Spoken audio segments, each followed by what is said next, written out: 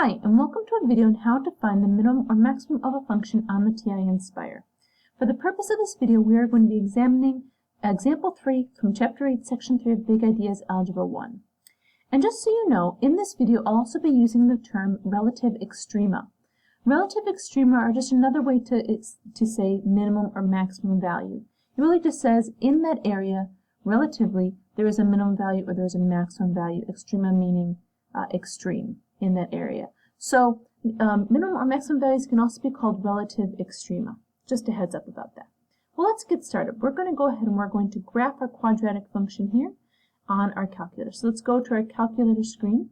We're going to do a graphing page. And our function, already with the function bar, is going to be negative 4x squared minus 24x minus 19. I hit enter, and this function happens to be one where I cannot see the minimum or maximum value.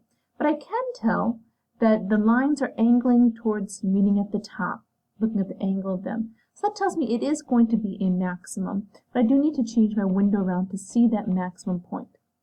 Because I know I just want to go up here, I'm just going to do a quick window settings change and change my height, or in other words, my Y max. It's at 6. Let's double it and try 15 and see if that's enough. 15 was not enough, so I'm going to go more. I think I'll go up to 25. Often changing the window is a little bit of trial and error. So I go up to 25, and there is my maximum. This is a relative extrema, like I said, because relative to the graph around it, it is a maximum. It also, in this particular graph, can be called an absolute extreme, because it is the only maximum value. The lines go down. There are graphs, however, that have a maximum like this where it comes down and then comes back up. Those are often called polynomials. So, but in this case, we have an absolute extreme or a maximum point. It is important that I know whether it is maximum or minimum because that changes as far as what I do in the menu. I go to menu. I'm going to go to analyze graph. That's the same no matter what, but then you have to choose. Do you have a minimum or do you have a maximum? In this case, I know it's a maximum because it's the top or the height. I click maximum, and it's going to say lower bound. Lower bound, remember, is the left or below. So I want to know what is below the maximum. Well, here's my maximum roughly. So below it or the left, somewhere around here. I could really go all the way over. Anywhere to the left of it is good. But I'm going to click enter just about here.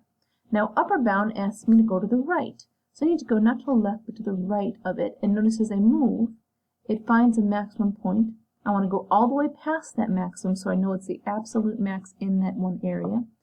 I click enter, and I know the maximum is now negative 317. So I've got the maximum or the vertex. This can also help me if I want to write this equation in vertex form. I know this is my h and k value because it is the vertex of the parabola.